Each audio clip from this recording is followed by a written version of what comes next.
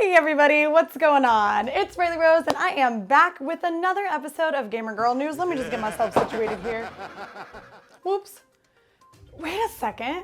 What day is today? Is it Thursday? Wait, no, it's Thursday and a new show is out? It's not a Friday. Okay, either I've forgotten what day of the week it is again, or maybe we're doing a very special episode of Gamer Girl News. That's right, this week we have a very special episode all dedicated to the release of The Last of Us 2, which you can play as soon as 9 p.m. today. So yes, we have an episode of Gamer Girl News to celebrate this wonderful game so that I can spend the rest of today and tomorrow playing it. You know, this game actually has a really special place in my heart. The story where hackers leaked data and late game footage was one of the first news stories that we reported here on Gamer Girl TV. But this game is also the first game where I really saw representation that actually spoke to me.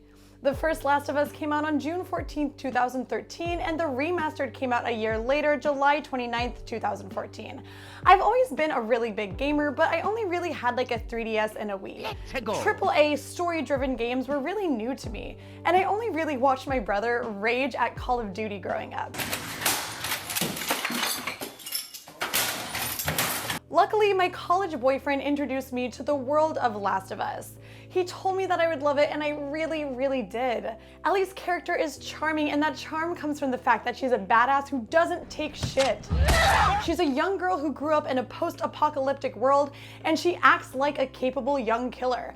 I fell in love with the character.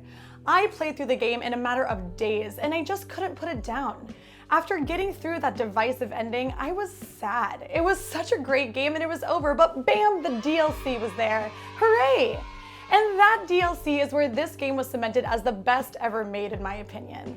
Ellie is exploring with her friend Riley in a mall during events that come before the game starts.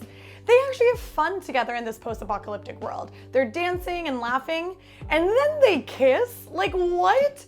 Gay women in my video game? It's more likely than you think. This was the first video game where not only was there a really strong female lead that I could look up to, but she was also gay. And she was gay with a girl named Riley. Like, it spoke to me completely. For those of you who haven't figured it out, I'm bisexual. While Ellie seems to identify more like a lesbian, seeing a woman-loving woman in any context was groundbreaking for me. I had never seen a character who was so strong, so gay, and so normal. She wasn't over-sexualized, she was just existing. You know, we talk a lot about representation on this channel, and that's why it's so important. I didn't have characters like this to grow up and look up to growing up, and finally finding one meant so much to me. So obviously I would be excited for The Last of Us 2. It's been 7 years since the game first came out, and players, including me, are ready for the next chapter. While everybody's excited, the release definitely came with a few challenges. Like I mentioned before, the first story that we reported here at Gamer Girl TV was all about the Amazon servers that got hacked into, and those hackers took over 1 terabyte of data of late gameplay footage, and it was leaked all over the internet. However, PlayStation boss Jim Ryan revealed that regardless of these major spoilers, Sony actually got more pre-orders in Europe than they did for Marvel's Spider-Man PS4. Whew, I'm running out of steam.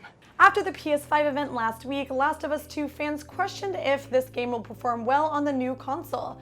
Jim Ryan added that the game will run on the new console without any issues, so regardless of these spoilers and a new console, players are excited and can play this game for years to come. Of course, this wasn't the game's only issue pre-launch. On June 5th, singer-songwriter Lottie Kestner tweeted at Neil Druckmann and Naughty Dog asking why they would use a replica of her True Faith cover in The Last of Us Part 2 official commercial. The legality of this is a little murky. If Naughty Dog did have to get any copyright permissions, they would have had to go to New Order, the original band who sang the song. So does Lottie have any legal claim to this cover? Either way, Naughty Dog VP Neil Druckmann did the right thing and made a tweet confirming that Ellie's rendition of True Faith was actually definitely inspired by Lottie's cover, continuing to note that this was an oversight that is going to be rectified. Lottie removed her original tweet and tweeted back saying that she was proud the music found such a good home, so looks like Naughty Dog is in the clear for now. Past these tiny pumps, the release of Last of Us is so exciting. Early critic reviews are in, and according to some of the most trusted game centers around, It should be a pretty amazing game. If you haven't gotten enough Last of Us 2 content, Sony also gave us another gift as well. PlayStation has announced an official Last of Us podcast. This 8-part series, hosted by writer Kristen Spicer, will explore the development and creation of both Last of Us and the Part 2 sequel. Airing weekly on Tuesdays, you can find the first few episodes now on YouTube. They avoid talking about Last of Us 2 for now, and starting on July 7th, the episodes will turn to providing a deep dive into the new game's creation, so no spoilers. A big question on everybody's mind is, what's next for Neil Druckmann? Will we see another Last of Us 3? In a great interview with GQ, Druckmann seemed undecided whether there could be a Part 3 or if it's time to move on to new IP. Is he just misleading us? Could this be the last of The Last of Us, or does he have more up his sleeve? I guess we'll find out when the game ends. So the reviews are hot, we have additional content we can watch, and the game comes out today. So what are you waiting for? Get your copy today, folks. Alright, now let's check in with some quick video game news and fun facts before wrapping it up for today. This video game may not look like much, but it's about to go down in history. Achille Interactive's Endeavor RV is the first game approved by the FDA to treat children with ADHD. This decision was made after 7 years of clinical trials and over 700 children. They were looking to see if video games can make a difference in these kids, and the answer was yes. The company is claiming that improvements in kids with ADHD were maintained for up to a month.